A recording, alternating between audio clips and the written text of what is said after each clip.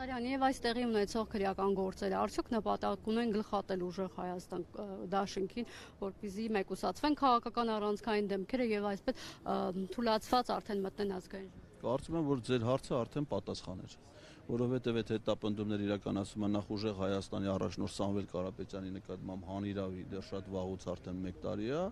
եւ այդ ամենը իրականացում է մեր падգամավորի տեխնացուների նկատմամբ, շտաբերի պետերի նկատմամբ, վստահված անձանց նկատմամբ, համակիրների նկատմամբ, լնայք այդ ամբողջ նախընտրական շրջանում օրեղել է, որ հակակոռուպցիոն կոմիտեն կամ քննչական կոմիտեն մի քրեական վարույթի, մի ձայնագրության, մի բանի մասին չխոսա, որի թիրախում չլինի ուժեղ Հայաստան։ Այսինքն սա հետևողական համակարգային քաղաքական հետապնդում է իրավապահ մարմինների գործիքակազմը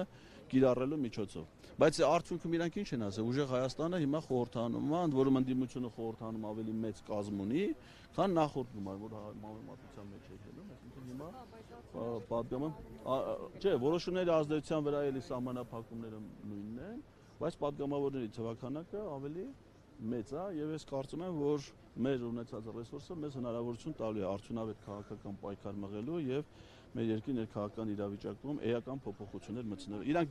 դա ոչ միայն իմ կարծիքն է, այլ իրանք այս գործողությունները դրա վկայությունն է։ Եթե իրանք վստահ լինեն, որ իրանք մոտ ամեն ինչ նորմալ է, հանգիստ է, ընթանում են առաջ, նման բաների կարիք չէ, ասենք հիմա գար օգոստոս 2-ը Նարեկ Կարապետյանը գար, ասես տենես գալու ազգային ժողով, չէ։ Հիմա ասենք անգամ եթե հիմա խափամա միջոց, փողն ամս 2-ին իրավունքի ուժը ՍԴ-ի որոշում տա։